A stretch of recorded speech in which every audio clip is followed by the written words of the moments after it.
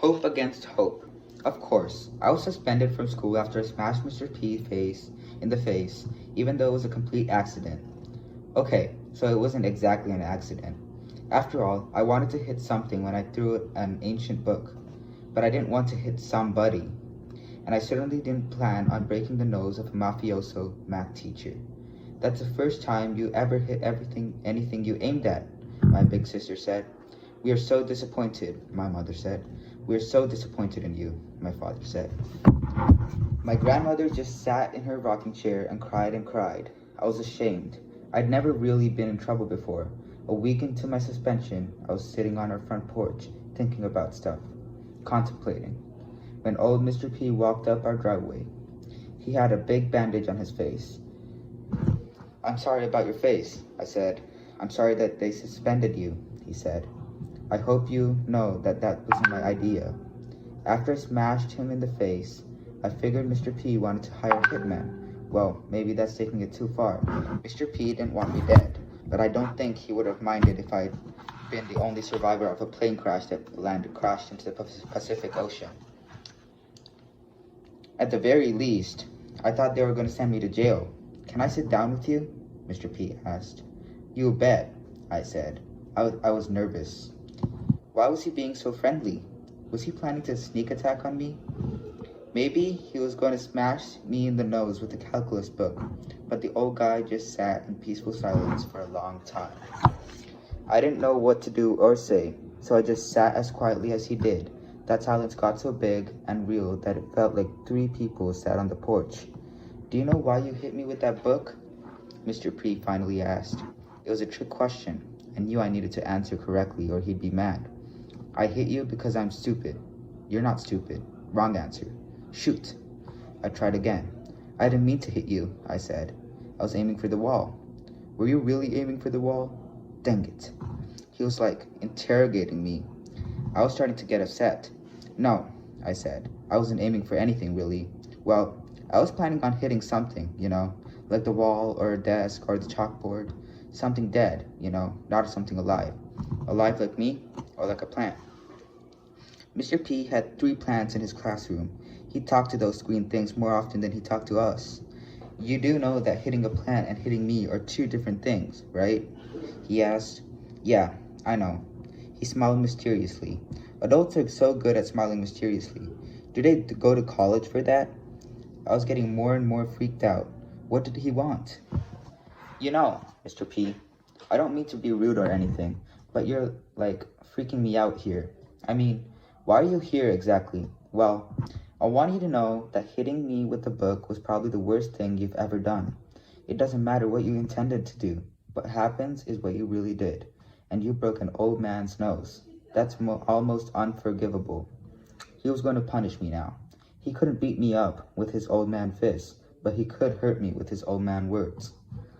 But I do forgive you, he said. No matter how much I don't want to, I have to forgive you. It's the only thing that keeps me from smacking you with an ugly stick. When I first started teaching here, that's what we did to the rowdy ones, We beat them up. That's how we were taught to teach you. We were supposed to kill the Indian to save the child.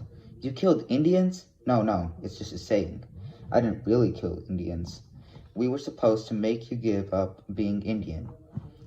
Your songs and stories and language and dancing, everything, we weren't trying to kill Indian people.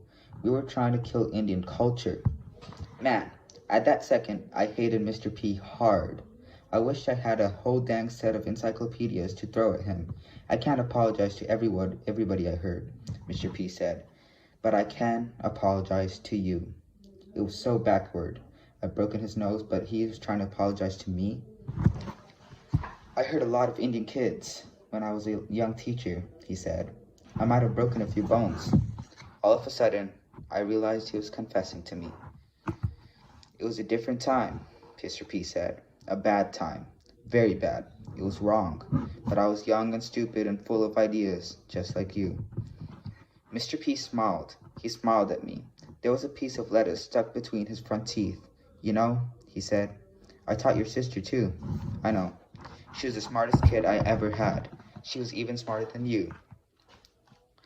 I knew my sister was smart, but I'd never heard a teacher say that about her. I'd never ever heard anybody say that she was smarter than me. I was happy and jealous at the same time. My sister, the basement mole rat, was smarter than me? Well, I said, my mom and dad are pretty smart too. I guess it runs in the family. Your sister wanted to be a writer, Mr. P said. Really? I asked. I was surprised by that. She'd never said anything about that to me, or to mom and dad, or to anybody. I never heard her say that, I said. She was shy about it, Mr. P said. She always thought people would make fun of her for writing books. People would have thought she was a hero around here. Maybe she would have made movies or something too. That would have been cool. Well, she wasn't shy about the idea of writing books. She was shy about the kind of books she wanted to write. What kind of books did she want to write? I asked. You're not going to laugh. You're going to laugh. No, I'm not. Yes, you are. No, I'm not. Yes, you are. Geez, we had both turned into 7-year-old kids. Just tell me, I said. It was weird that a teacher was telling me things I didn't know about my own sister. It made me wonder what else I didn't know about her. She wanted to write romance novels. Of course, I giggled at that idea. Hey, Mr. P said, you weren't supposed to laugh. I didn't laugh. Yes, you laughed. No, I didn't. Yes, you did. Maybe I laughed a little. A little laugh is still a laugh. And then I laughed for real, a big laugh. Romance novels? I said. Those things are just sort of silly, aren't they? Lots of people, mostly women, love them. Mr. P said, they build millions of them. There are a lot of writers who make millions by writing romance novels. What kind of romances? I asked. She really never said. But she did like to read the Indian ones, you know, the ones I'm talking about. Yes, I did know. Those romance novels always featured a love between virginal white school teachers and preachers' wives and a half-breed Indian warrior. The covers were hilarious.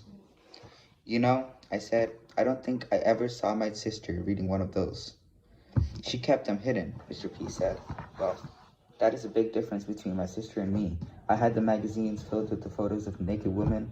My sister hides her tender romance novels that tell stories about naked women and men.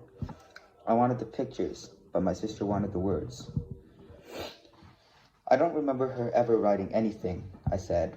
Oh, she loved to write short stories, little romantic short stories. She wouldn't tell anybody to read them. She wouldn't let anybody read them. But she'd always be scribbling in her notebook. Wow, I said. That was all I could say. I mean, my sister had become a humanoid underground dweller. There wasn't much romance in that. Or maybe there was. My sister read romances all day. Maybe she was trapped in those romances. I really thought she was going to be a writer, Mr. P said. She kept writing in her book, and she kept working up the courage to show it to somebody. And then she just stopped. Why? I asked her. I don't know. You don't have an idea? No, not really. Had she been hanging on to her dream of being a writer, but only barely hanging on, and something made her let go? That had to be it, right? Something bad had happened to her, right? I mean, she lived in the freaking basement. People just don't live and hide in basements if they're happy. Of course, my sister isn't much different from my dad in that regard. Whenever my father isn't off a drinking binge, he spends most of his time in his bedroom, alone, watching TV. He mostly watches basketball. He never minds if I go in there and watch games with him.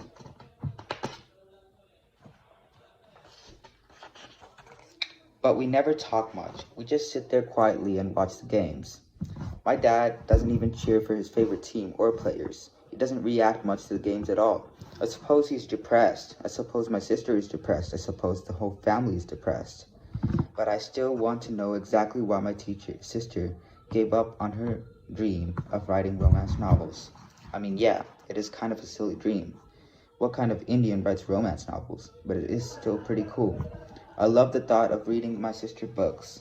I love the thought of walking into a bookstore and seeing her name on the cover of a big and beautiful novel. Spokane River Heat by Mary Runs Away. That would be very cool. She could still write a book, I said. There's always time to change your life. I almost gagged when I said that. I didn't even believe that. There's never enough time to change your life. You don't get to change your life, period. Shit, maybe I was trying to write a romance novel. Mary was a bright and shining star, Mr. P said. And then she faded year by year until I could barely see her anymore. Wow, Mr. P was a poet. And you're a bright and shining star too, he said. You're the smartest kid in the school. And I don't want you to fail. I don't want you to fade away. You deserve better. I didn't feel smart. I want you to say it, Mr. P said. Say what? I want you to say that you deserve better. I couldn't say it. It wasn't true. I mean, I wanted to have it better, but I didn't deserve it. I was a kid who threw books at teachers. You're a good kid. You deserve the world. Wow, I wanted to cry. No teacher had ever said anything so nice, so incredibly nice to me. Thank you, I said. You're welcome, he said. Now say it. I can't. And then I did cry. Tears rolled down my cheeks. I felt so weak. I'm sorry, I said. You don't have to be sorry for anything, he said.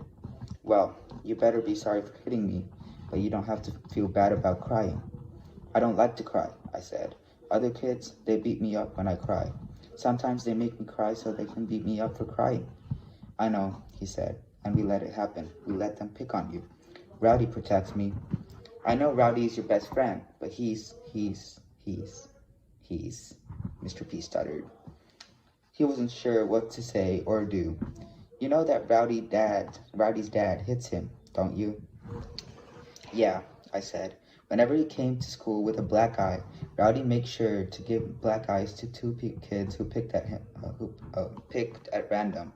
Rowdy is just going to get meaner and meaner, Mr. P said. I know Rowdy has a temper and stuff, and he doesn't get good grades or anything, but he's been nice to me since we were kids, since we were babies. I don't even know why he's been nice. I know, Mr. P said, but listen, I want to tell you something else, and you have to promise you'll never repeat it. Okay, I said, promise me. Okay, I promise I won't repeat it. Not to anyone, not even to your parents. Nobody. Okay, then, he said and leaned closer to me because he didn't even want the trees to hear what he was going to say. You have to leave this reservation. I'm going to Spokane with my dad later. No, I mean you have to leave the res forever. What do you mean? You're right to throw that book at me. I deserve to get smashed in the face for what I've done to Indians. Every white person on this res should get smashed in the face. But let me tell you this, all the Indians should get smashed in the face too. I was shocked. Mr. P was furious. The only thing your kids are being taught is how to give up. Your friend, Rowdy, he's given up. That's why he likes to hurt people. He wants them to feel bad as he does. He doesn't hurt me. He doesn't hurt you because you're the only good thing in his life. He doesn't want to give that up. It's the only thing he hasn't given up. Mr. P grabbed me by the shoulders and leaned close to me that I could smell his breath. Onion and garlic and hamburger and shame and pain. All these kids have given up, he said. All your friends, all the bullies, and their mother and fathers have given up too. And their grandparents gave up, and their grandparents before them. And me and every other teacher here, we're all defeated. Mr. P was crying. I couldn't believe it. I've never seen a sober adult cry. But not you, Mr. P said. You can't give up. You won't give up. You threw that book in my face because somewhere inside you, you refuse to give up. I didn't know what he was talking about. Or maybe I just didn't want to know. Geez, it was a lot of pressure to put on a kid. I was carrying the burden of my race, you know. I was going to get a bad back from it. If you stay on this res, Mr. P said, they're going to kill you. I'm going to kill you. We're all going to kill you. You can't fight us forever. I don't want to fight anybody, I said. You've been fighting since you were born, he said. You fought off that brain surgery. You fought off those seizures. You fought off all the drunks and drug addicts. You kept your hope, and now you have to take your hope and go somewhere where other people have hope. I was starting to understand. He was a math teacher. I had to add my hope to somebody else's hope. I had to multiply hope by hope. Where's hope? I asked. who has hope. Son, Mr. P said, you're going to find more and more hope the farther and farther you walk away from this sad, sad, sad reservation.